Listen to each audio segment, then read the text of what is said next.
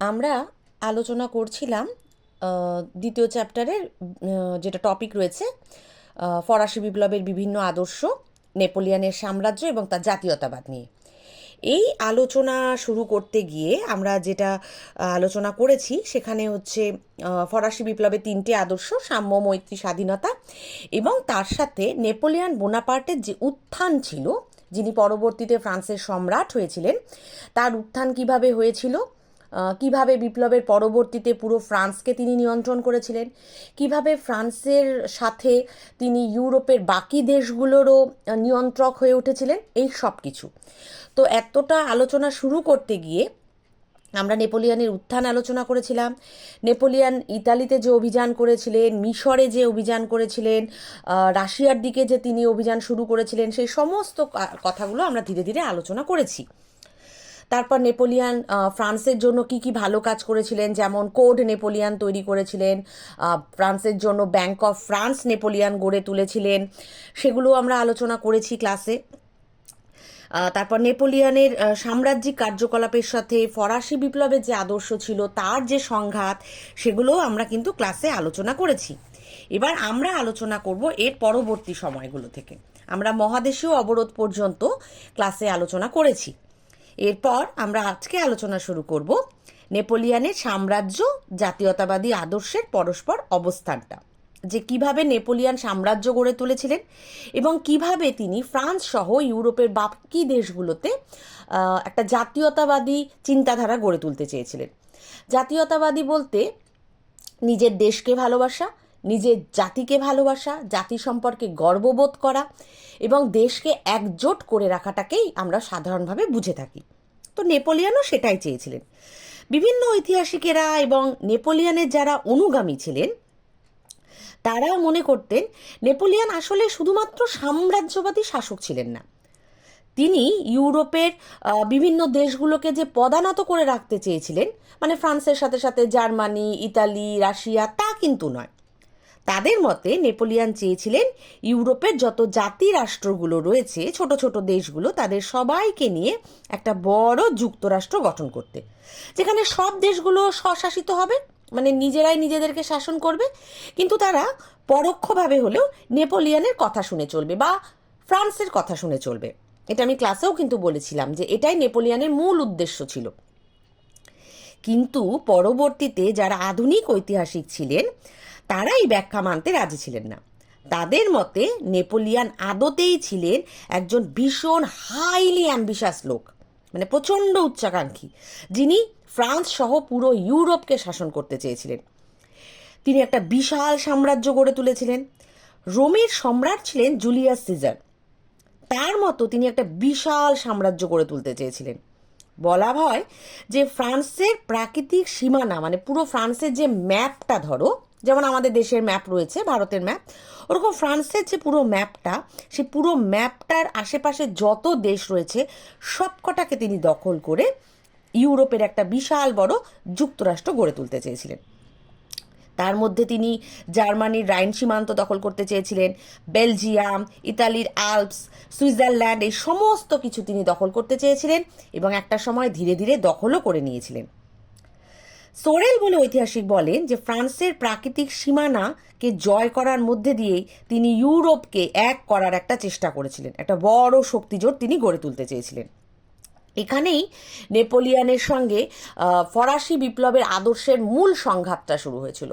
ফরাসি বিপ্লব বারবার সবার সমান অধিকার, মানে সাম্য, সবার এক দেশের আরেক দেশের সাথে বা মানুষের মানুষের সাথে ভালো সম্পর্ক বজায় রাখা, মানে যেটাকে আমরা মৈত্রী বলি, এবং সর্বোপরি স্বাধীনতায় বিশ্বাসী ছিল।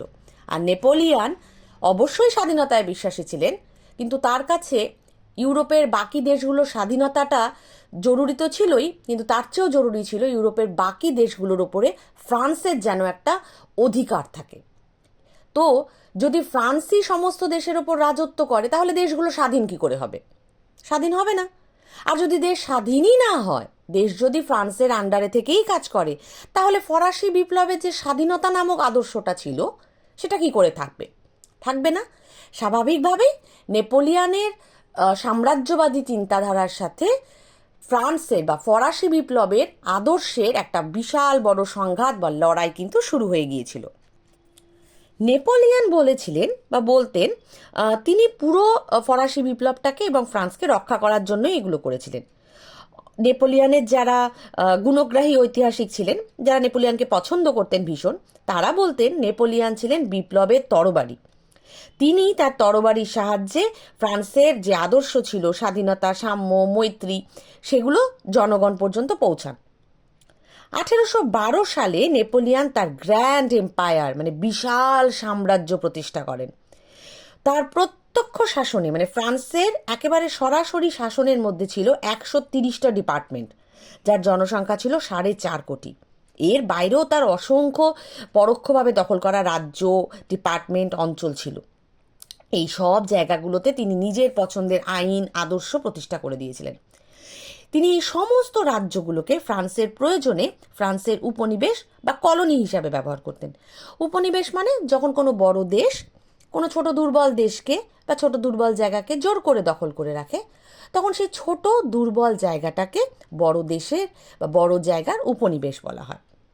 তো সেরকম উপনিবেশের মতো তিনি দখল করে রেখেছিলেন।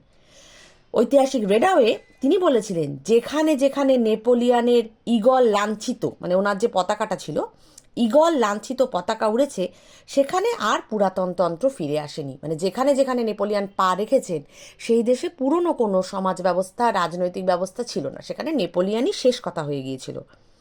একটা স্বৈরতান্ত্রিক শাসন ব্যবস্থা নেপোলিয়ন পুরো ইউরোপ জুড়ে স্থাপন করতে চেয়েছিলেন। স্বৈরতান্ত্রিক আমি ক্লাসেও বলেছি, যেখানে একজনেরই শাসন চলে এবং তার শাসনের বিরুদ্ধে কেউ কোনো কথা বলতে পারে না। এই ধরনের শাসন ব্যবস্থাকে স্বৈরতান্ত্রিক শাসন ব্যবস্থা বা ইংরেজিতে ডিকটেটরশিপ বলা হয়। নেপোলিয়ন সেটাই করতে চেয়েছিলেন, যেটা ষোড়শ লুই করেছিলেন, যেটা রোবসপিয়ার করেছিলেন, ঠিক একই কাজ নেপোলিয়ন করেছেন। ফলে ফ্রান্সে কিন্তু তখনও গণতন্ত্র প্রতিষ্ঠা হয়নি, রাজতন্ত্র এবং স্বৈরতন্ত্রই চলছিল। ইউরোপের বিভিন্ন দেশের মানুষের কাছে নেপোলিয়ন মুক্তির দূত হিসাবে এগিয়ে এসেছিলেন। তিনি নিজেই বলেছিলেন তিনি সব কাজ করছিলেন নাকি ফ্রান্সের মঙ্গল করার জন্য এবং তার সাথে ইউরোপের মঙ্গল করার জন্য। কিন্তু ফ্রান্স আর ইউরোপের মানুষের মঙ্গল একসাথে করা সম্ভব ছিল না। তাই ফ্রান্সের মঙ্গল করতে গিয়ে তিনি কিছু কিছু ক্ষেত্রে ইউরোপের প্রতি মানে ইউরোপের বাকি দেশগুলোর প্রতি, ইতালি, জার্মানি, এই যে দেশগুলো, বেলজিয়াম, এদের প্রতি নাকি শোষণ করে ফেলেছেন। তিনি ফ্রান্সের ভালো করতে চেয়েছিলেন, করতে গিয়ে বাকি দেশগুলোকে তিনি শোষণ করে ফেলেছেন। তিনি ইতালিতে সিজেল পাইন প্রজাতন্ত্র তৈরি করে জাতীয়তাবোধের উন্মেষ ঘটান। ইতালিকে তিনি বলেন যে পোপের ক্ষমতা থেকে বেরিয়ে এসে ইতালি স্বাধীন হোক, ইতালিতে রাজার শাসন থাকুক। কোন রাজার শাসন? যাকে নেপোলিয়ন ঠিক করে দেবে তার।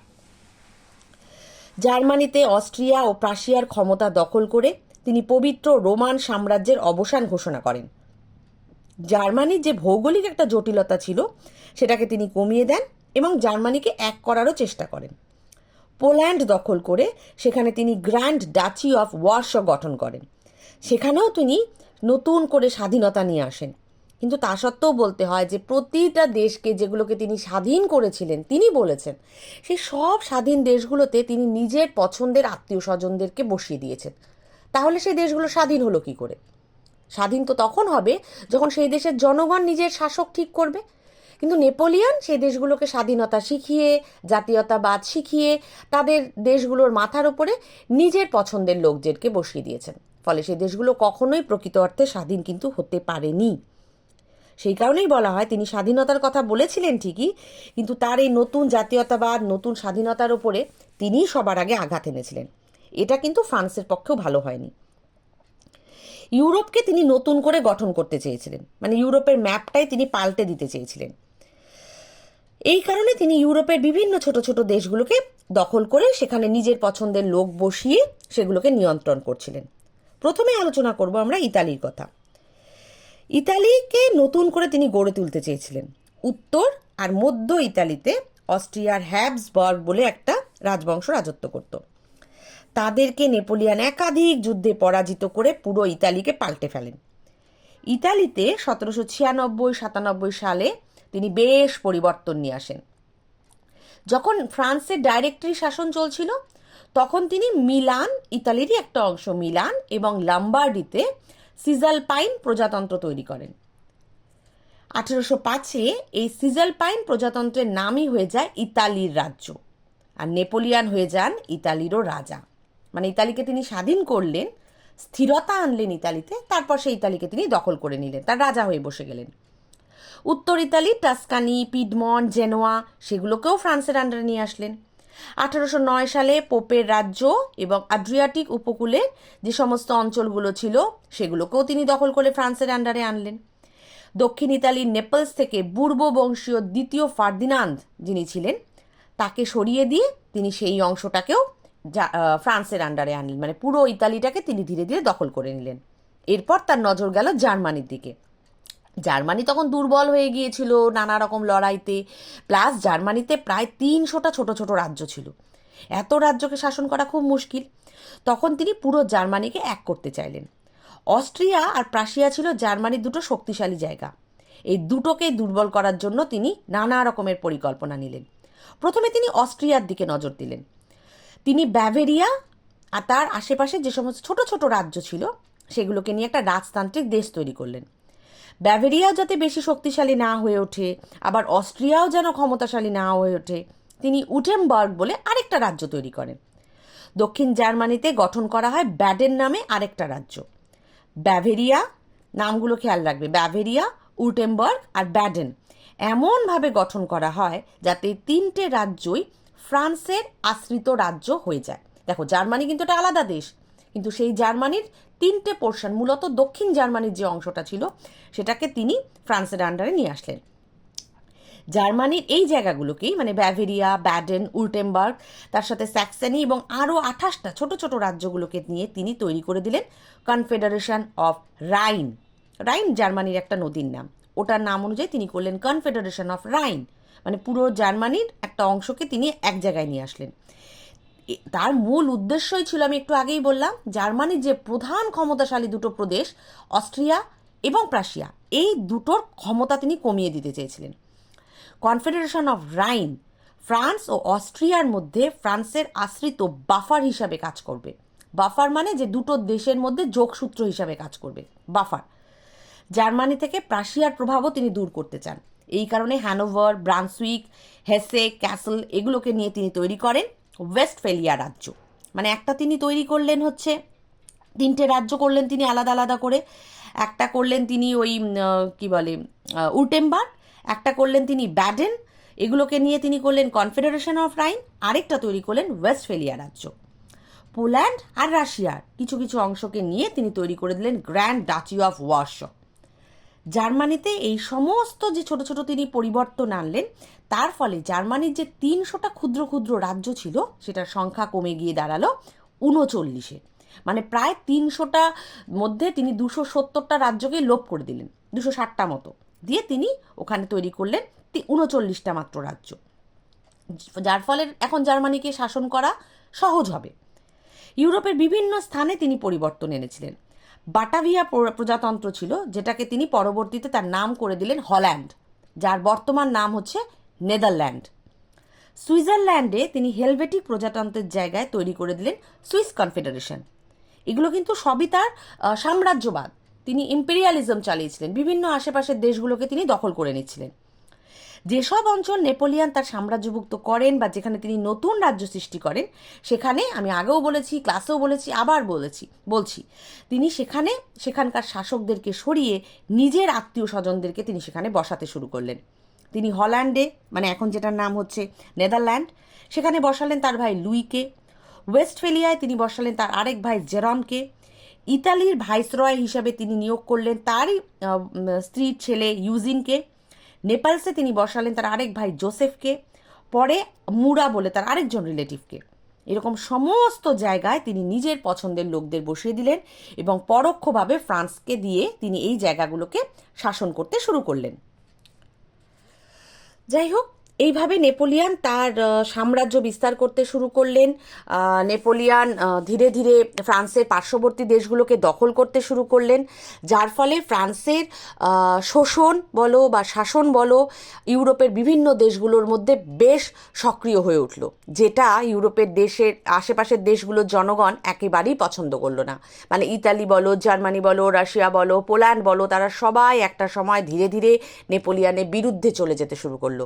কারণ ফ্রান্সের জনগণ যে কারণে ফরাসি বিপ্লব করেছিল, ষোড়শ লুইয়ের স্বৈরাচারী শাসন সরিয়ে দেওয়ার জন্য, সেই স্বৈরাচারী শাসন কিন্তু নেপোলিয়ান পর্যন্ত সরল না।